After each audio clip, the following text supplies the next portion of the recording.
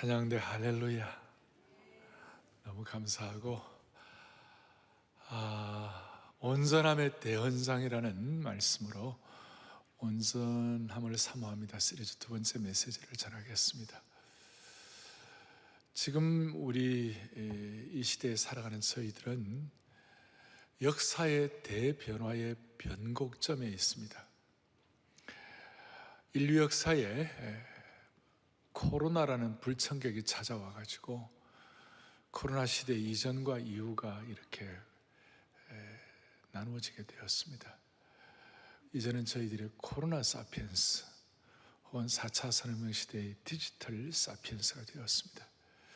지난 주간에 세배를 하는데 애들이 영상으로 세배를 하고, 그 다음에는 할아버지 모바일로 세뱃돈을 보내주옵소서. 그러니까 할아버지가 나는 모바일로 송금할 줄 모른다, 세뱃돈을 찍어서 보내주마 이래가지고 우리 아이들이 하여튼 세뱃돈을 붙잡고 있는 거예요. 어떻게. 근데 우리는 이 변하는 시대 속에서 우리가 뭘 붙잡아야 할까? 오늘 마태복음 5장 48절에 보면 아주 주님께서 엄중하게 우리에게 꼭 붙잡아야 할 것을 한 말씀을 하십니다. 그게 뭐냐면 같이 보겠습니다. 그러므로 하늘에 계신 너희 아버지의 온전하심과 같이 너희도 온전하라. 제가 암 예배 때 찬송을 너무 열심히 불렀더니 목이 좀 다 쉬어버렸어요. 그러니까 일단 여러분, 제가 살살 하더라도 크게 알아들어 주시기 바랍니다. 자, 아버지의 온전하심 같이 너희도 온전하라. 아주 이거는 우리가 강력하게 붙잡아야 할 말씀인데, 아버지의 온전하심 같이 너희도 온전하라. 온전하라. 지금 SNS로 들어오신 모든 분들, 온라인 생중계 들은 모든 분들, 지금 하나님이 온전하라. 이 말씀은 좀 세상 사람들이 볼 때는 좀 이해가 안 되는 말씀이고, 또 신앙생활을 적당히 하려고 하는 분들에게도 이거는 참 대략난감이에요. 그저 신앙생활을 죽음의 문제를 해결한다든지, 또 내가 어려울 때 시시때때로 하나님 나를 도와주셔서 해결한다, 그 정도로만 생각하는 분들에게는 어떻게 보면 높은 고봉이고 좀 이렇게 좀 과격한 말씀이에요. 그래서 첫 번째 오늘 생각할 것은, 신앙은 거룩한 과격함이 있다. 피상적이거나 가벼운 것이 아니다. 주님을 따른다고 그럴 때, 주님을 따르는 것은 이 적당한 그런 것이 아니고, 성경에서 말하는 예수님을 따르는 길은 조금 더 급진적이고 또 과격할 수 있어요. 그래서 죽음에서 생명으로 역사가 주님을 따르는 길이에요. 어둠에서 빛으로 역사예요.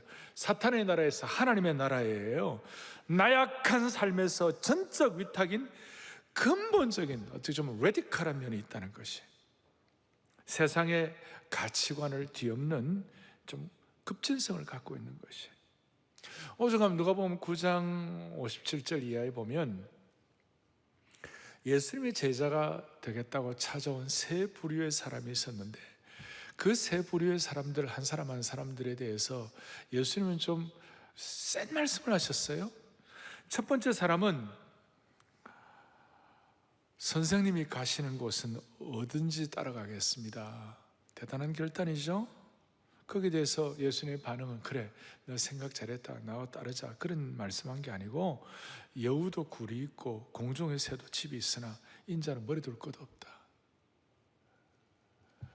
너 나 따르려면 안전한 삶이 보장되지 않을 수도 있다.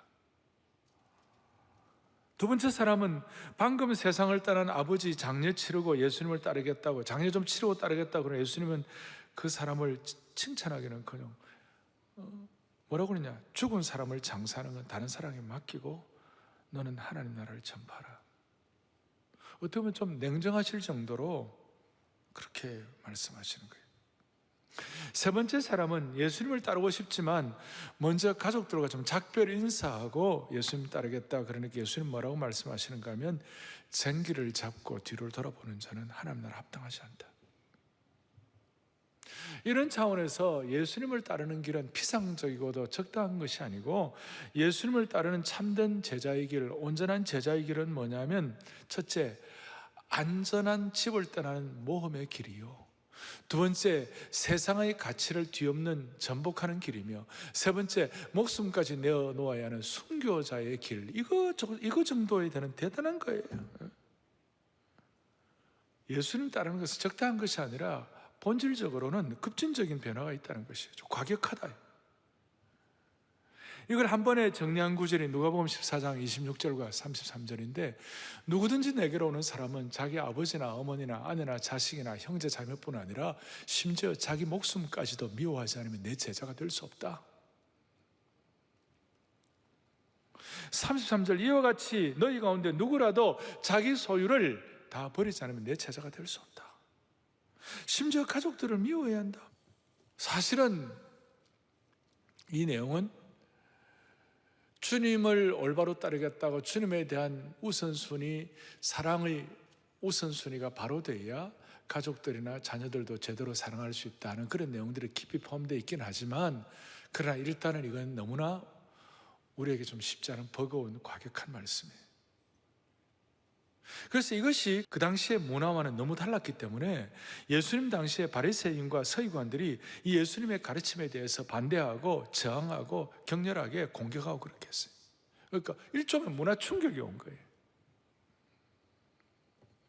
따라서 오늘 예수님의 온전하심과 같이 너희도 온전하라는 예수님의 메시지는 이 세상의 가치관의 틀로서는, 세상의 문화로서는 결코 담을 수 없는 완전히 새로운 것이었기 때문에 바리새인들이 그 당시에 예수님 공격하고 그랬어요. 그것도 못 알아들었어요. 예수님이 바리새인 중에 니고데모 같은 분에게는 너가 거듭나야 한다 그러니까 무슨 말인지, 사람이 어떻게 엄마 뱃속에 다시 들어갔다가 나옵니까? 잘 이해가 안 됐어요. 자, 여기 이제 예수님께서, 하나님께서 이와 같이 강력하게 과격하게 말씀하신 이유는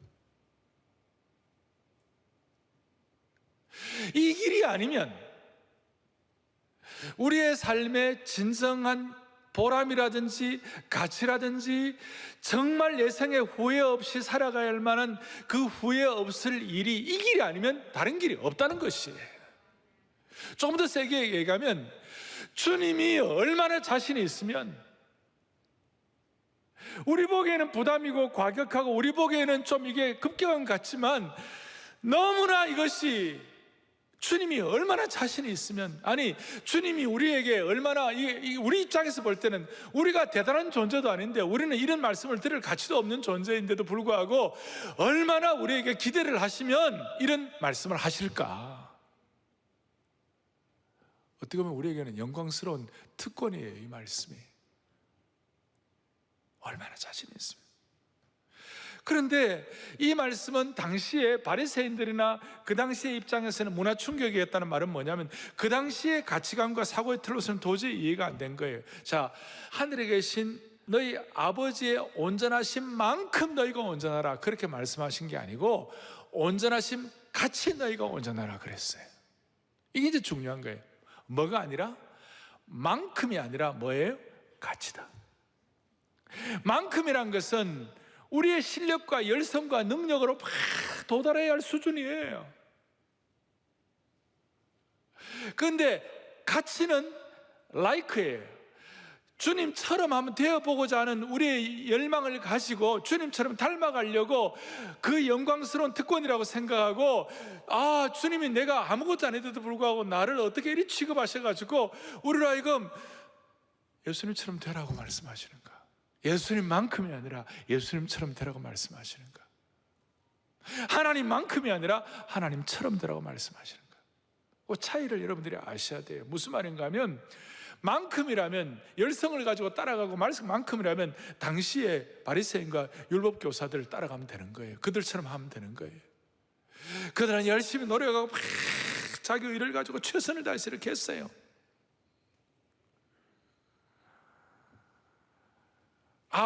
아버지만큼 되라고 온전하라고 그렇게 한 게 아니에요. 열성의 개념이 아니에요.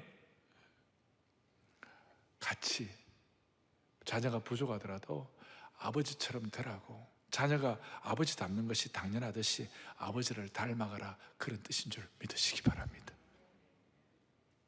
자연히 우리가 하나님만큼 되겠다고 막 그러면 우리도 모르게 공로의식이 있는 거예요. 공로의식이 있게 되면 나중에 이것이 자기 노력으로 얻었다면 자기가 영광을 받고 자기 의의가 되는 것이에요. 그런데 오늘 주님 우리에게 하나님만큼이 아니라 아버지 같이, 예수님만큼이 아니라 예수님처럼 자녀가 부모를 닮아가듯이 자녀가 아버지를 닮아가는 것 같이 그렇게 하라. 이것은 어떤 영적인 천동설과 지동설이, 천동설과 지동설은 완전 뒤집어지는 거 아니에요? 하늘이 도는 줄 아는데 지구가 도는 거 아니에요? 아버지의 온전하신 같이 너희도 온전하라.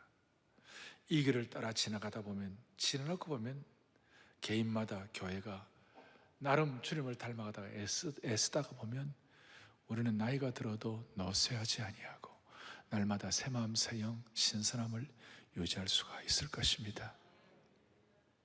만큼이 아니라 뭐라고요? 같이. 이거는 영적인 대변동이에요. 대치각 변동이에요. 그래서 이걸 위하여 주님은 오늘 이제 바울이 감옥에서 예수님의 이 심정을 깨닫고 골로새서 1장 27절 29절까지 골로새 교회를 향한 성도들을 향하여 어떻게 보면 온전함의 대언장이라고 말할 수 있는 이 내용을 강력하게 선포하고 있는 것이, 골로새 교우들에게 말씀하고 있는 것이에요. 여기에 많은 것들이 포함되어 있어요.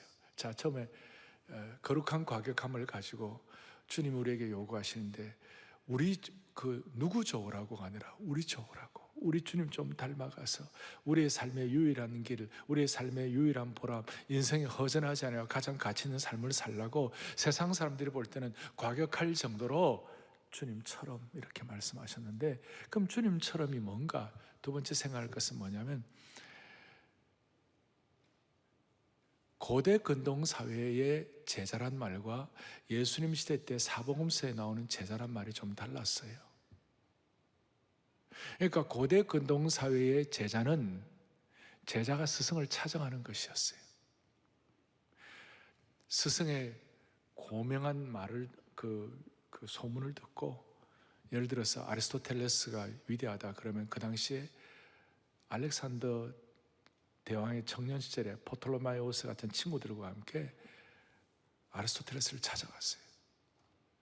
근데 그게 바리바리 싸들고 찾아간 거예요. 그게 그 당시에 제자와 스승과의 개념이에요. 오늘 동양도 비슷해요. 그게 그 당시에 바리새적 개념이에요. 그런데 예수님 시대 때 제자의 개념은 뭐냐면, 제자가 스승을 찾아간 것이 아니라 스승이 제자를 찾아간 것이에요. 인간적인 입장에서 이게 아니라 예수님이 제자를 찾아오신 거예요. 그 부족한 초라한 어부를 찾아오신 것이에요. 그 세관에 앉아가지고 물질의 노예가 되어 살고 있던 마태를 찾아오신 것이에요. 완전히 당시에 이 제자와 스승과의 개념을 판을 뒤집는 상황이었어요. 근데 이걸 그 당시 고대 근동 사회 사람들이 이해를 못하는 거예요. 그래서 27절에 보면 뭐라고 나오냐면, 27절에 하나님이 그들로 하여금 이 비밀의 영광이 이방인 가운데 얼마나 풍성한지를 알게 하려 하심이라. 그러니까 오늘 크게 말하면 저희들은 유대인들이 아니라 저희들은 이방인의 입장이었어요. 우리가 이방인들의 입장에서 당시에 제자를 찾아간 예수님의 그 스승과 제자의 개념을 이해하기 위하여 서신서에는 제자라는 말이 온전한 자로 바뀌게 된 것이에요. 이해가 되십니까? 스승이 제자를 찾아간 이 예수님의 안타까운 심정. 물론 그 제자들은 예루살렘의 석학들이라는 지성인들과는 달랐어요. 순수했어요. 그리고 이 하나님이 시각을 열어주면 눈이 열리는 그런 마음의 준비는 되어 있었지만, 어쨌든 간에 하여튼 주님이 스승이 제자를 찾아간 이것을 서신서에서는 온전한 자라는 말로 바뀌어져 있는 것이에요. 주님이 우리를 찾아오신 것을 찬양하는 것이에요. 그래서 이 온전한 자에 대해서 말씀하기를, 구체적으로 앞에 22절에 스승이 제자를 찾아오는 이 온전한 자를 어떻게 말씀하고 있는가? 이 온전한 자는 22절에 너희를 거룩하고 흠없고 책망할 것이 없는 자로 그 앞에 세우고자 했다. 오늘 이 예배에 참석하신 여러분들, 그리고 중계로 듣는 모든 분들을 하나님은 거룩하고 흠없고 책망할 것이 없는 자로 설 수 있도록 은혜 주시기를 바랍니다. 참 이게 정말 이게 참 어려운 얘기예요. 거룩하다는 말은 하나님 앞에서 거룩을 말하는 거예요. 사람 앞에서가 아니라. 흠없다는 것은 자기 자신이 스스로 판단할 때 흠없는 거예요. 책망할 것은 세상 사람들 앞에서 책망할 것이 없는 거예요. 그러니까 하나님 앞에서, 자기 자신 앞에서, 사람들 앞에서 온전한 자로 세워지게 하여 주십시오. 이렇게 이제 주님께서 말씀하시고, 그렇게 되기 위하여 주님 우리를 찾아오신 것이에요.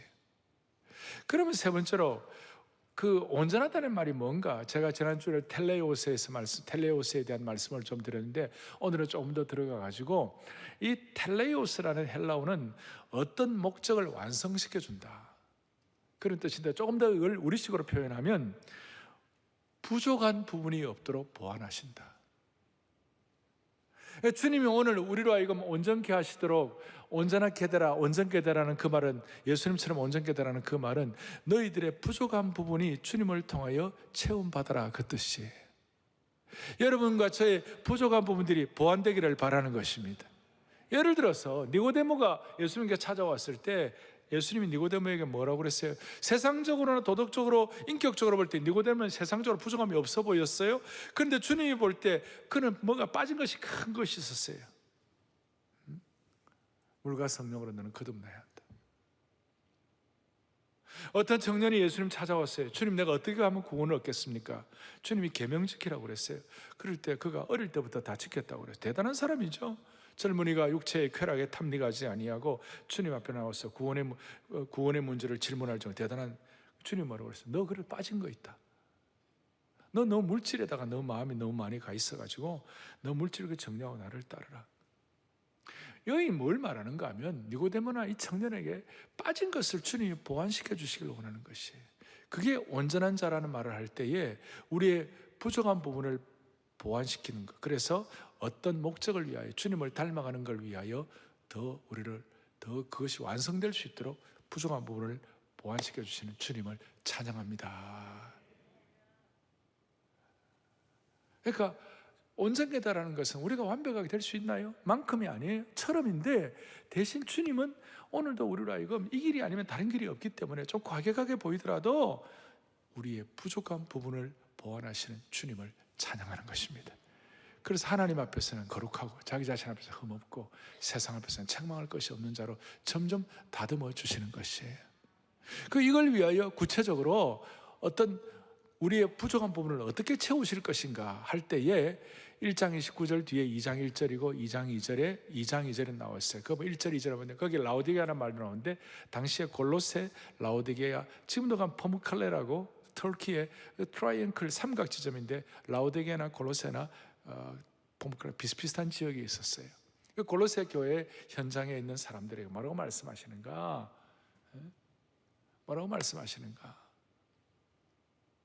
너희들의 부족한 부분이 어떻게 채워지면 어떻게 채울 수 있는가?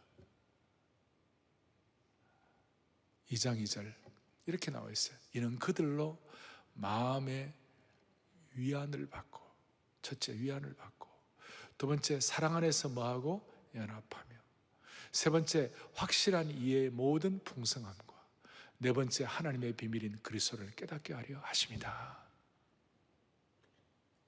이 네 가지가 우리의 부족한 부분을 보완시켜 주는 거예요.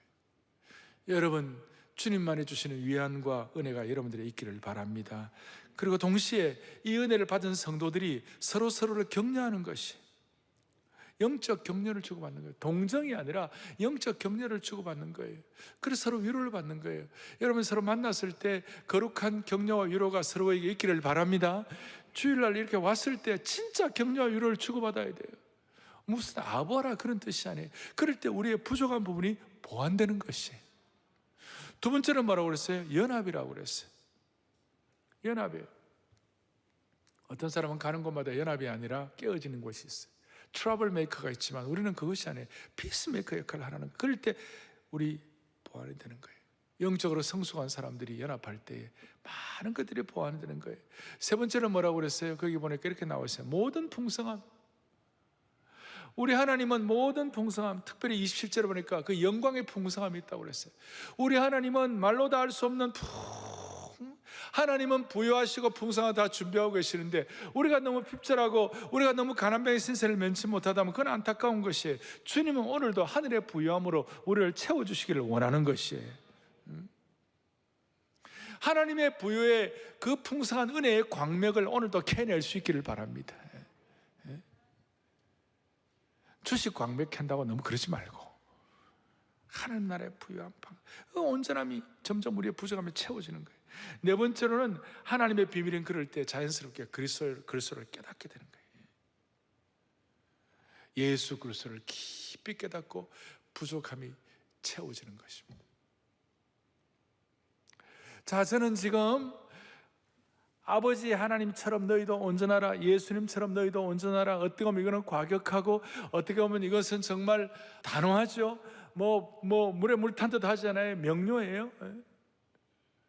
그리고 적당한 신앙생활이 아니라 대단한 수준을 요구하지만 사실은 우리 좋으라고, 사실은 주님처럼 닮아가라고, 사실은 우리를 너무나 자신있기 때문에, 주님이 너무나 자신있기 때문에 우리에게 우리의 부족한 부분을 보완하라고 주님은 오늘도 연합을 말씀하시고 격려를 말씀하시고 위안을 말씀하시고 풍성함을 말씀하시고 그리스도를 깨닫게 하시는 은혜를 찬양합니다. 자, 이게 이제 그럼 구체적으로 우리의 부족함을 채우기 위하여 우리 뭘 적용해야 하나? 앞에 이제 예를 들어서 격려와 위안과 그다음 풍성함과 그리스도의 비밀을 얘기했습니다만 구체적으로 어떻게 해야 되나? 오늘 1장 29절 제일 뒤에 보면 나도 내 속에서 능력으로 역사를 따라 힘을 다해 수고하노라. 성령의 능력으로 힘을 다해 수고하노라. 성령께서 주시는 은혜와 또 내게 주시는 은사를 가지고 힘을 다해 수고하는데 어떤 수고를 하느냐? 앞에 27절 28절에 보니까 특별히 28절에 보니까 우리가 그를 전파하여 각 사람을 권하고 각 사람을 가르친다. 전파하고 권하고 가르친다. 복음을 나누고 권하는 것은 서로 격려하고 요즘은 상담, 신앙 상담, 그 다음에 서로 가르친다. 말씀이 살아있는 말씀이 서로 나누어진다.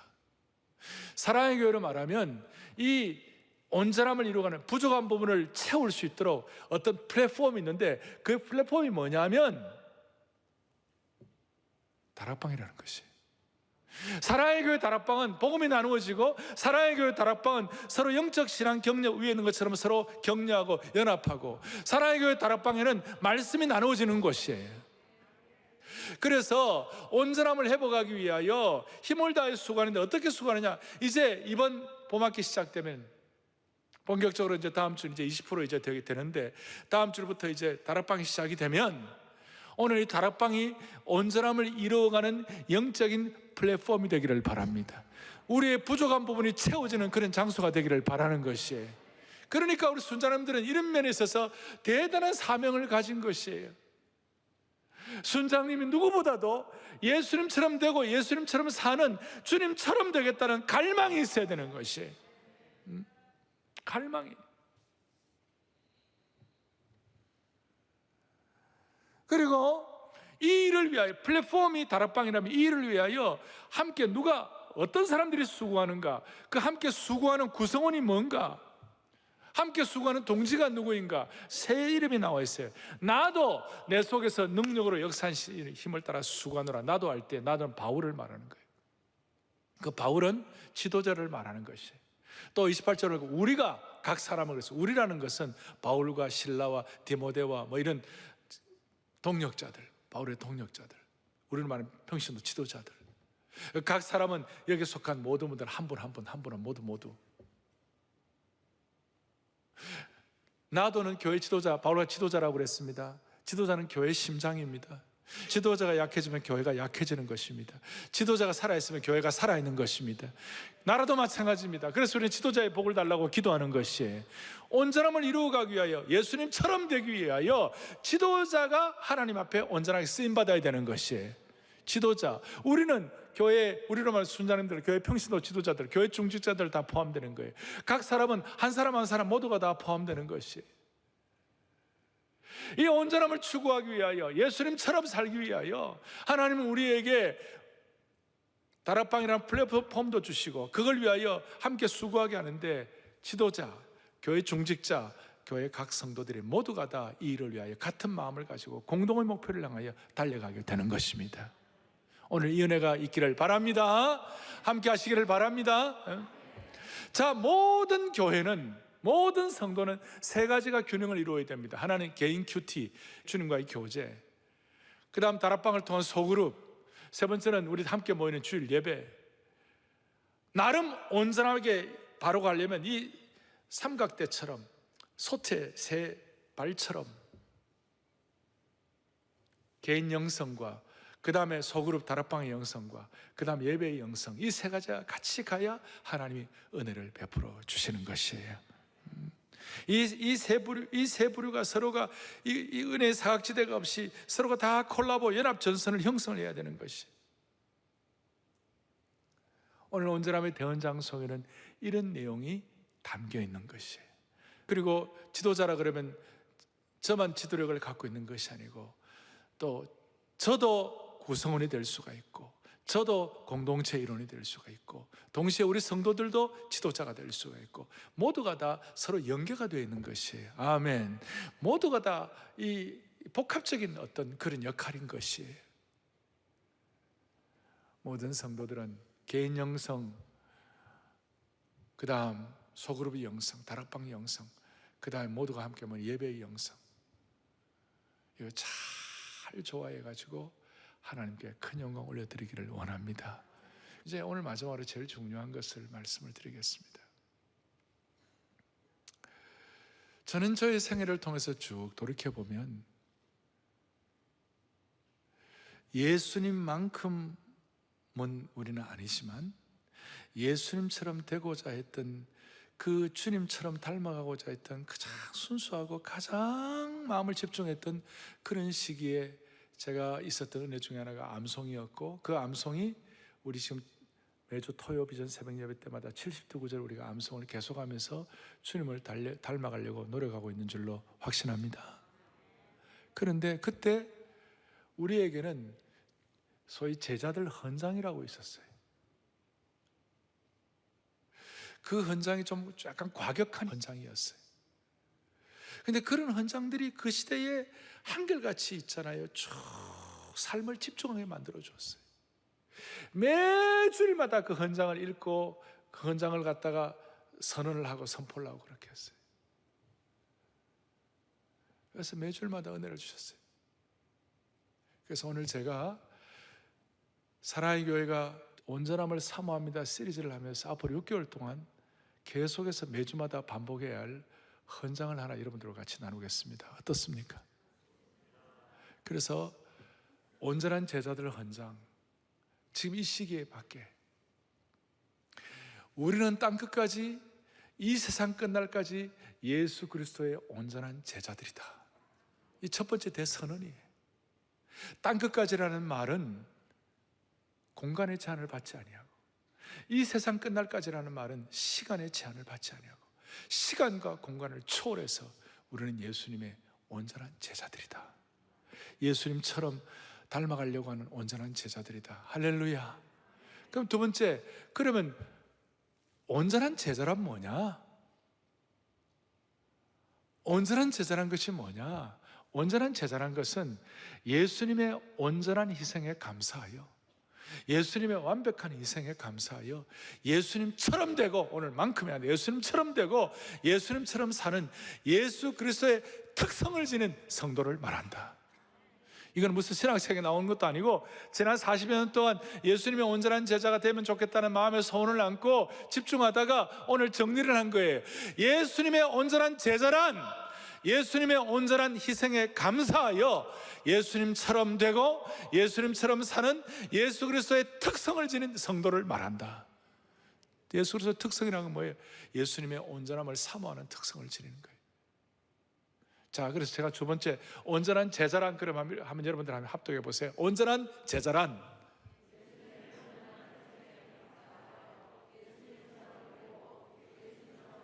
예수 그리스도의 특성을 지닌 성도를 말한다. 예수 그리스도의 어떤 특성? 예수님의 온전함을 사모하는 특성을 지닌 성도들을 말한다. 제자 훈련하고 주님을 닮아가려고 막 고민하다가 나온 용어들이에요. 그러면 세 번째, 온전한 제자의 태도가 뭐냐? 제자에 대한 정의를 했다면 그럼 태도가 뭐냐? 온전한 제자의 태도는 이제 앞으로 할 것들인데, 첫 번째, 자, 육신의 한계를 뛰어넘는 성령님의 권능을 의존하여 첫 번째, 가치관을 바꾸고 생각을 바꾸고, 두 번째, 자아를 깨뜨려 감정을 치유하고, 감정 치유. 오늘 감정 상처받은 감정들이 너무 많아요. 상처받은 감정들이 온 세상을 지금 둥둥둥 떠다니고 있어요.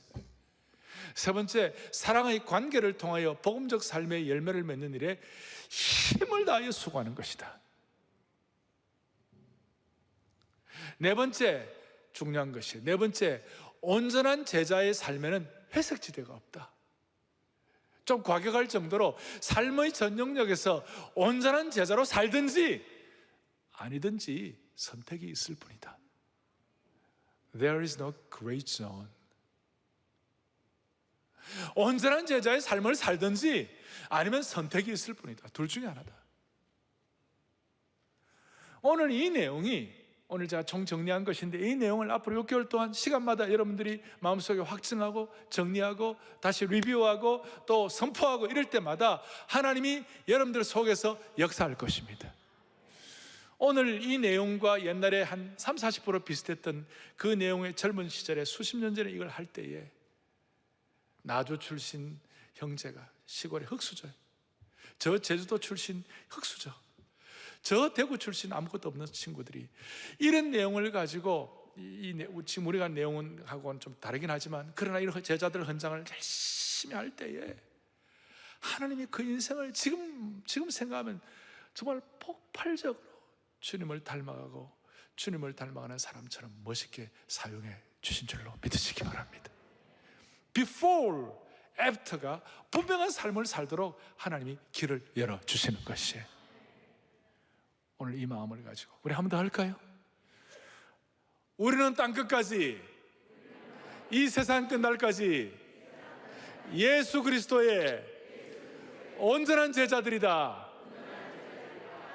온전한 제자란 다 함께 예수님의 온전한 희생에 감사하여 예수님처럼 되고 예수님처럼 사는 예수 그리스도의 특성을 지닌 성도를 말한다. 아멘. 온전한 제자의 태도는 육신의 한계를 뛰어넘은 성령님의 권능을 의존하여 가치관을 바꾸고 자아를 깨뜨려 감정을 치유하고 사랑의 관계를 통해 복음적 삶의 열매를 맺는 일에 수고하는 것이다. 아멘. 이거 앞으로 할 거예요. 네 번째, 온전한 제자의 삶에는 뭐가 없다? 회색지대가 없다. 그러니까 물에 물 타듯 어정쩡한 것이 없다는 거예요. 삶의 전 영역에서 온전한 제자로 살든지 아니면 아니든지 선택이 있을 뿐이다. 회색지대는 없다. 여러분, 이것을 반복하고 집중하고 한결같이 사모하면 하나님이 일하실 것입니다. 주님이 얼마나 자신이 있으면 우리 아버지 하나님이 온전하시면 같이 너희도 온전하라. 주님의 마음 본받아 살면서 그 온전하심 나도 이루리. 그 찬송하고 마무리하겠습니다. 주님의 마음 본받아 살 그 온전하심 없이 나도 이루 가는 길 거칠 고마여도 가는 길 거칠 고마여 내 맘에 불평이 없어지며 십자가 고난을 이겨내신 주님의 마음 본받으리라.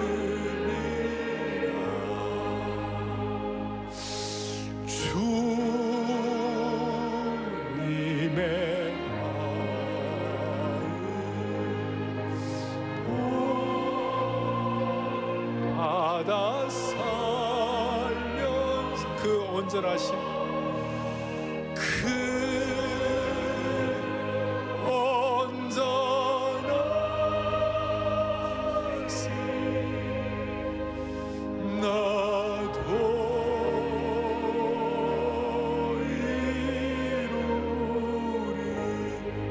온전하심 그 온전한 나도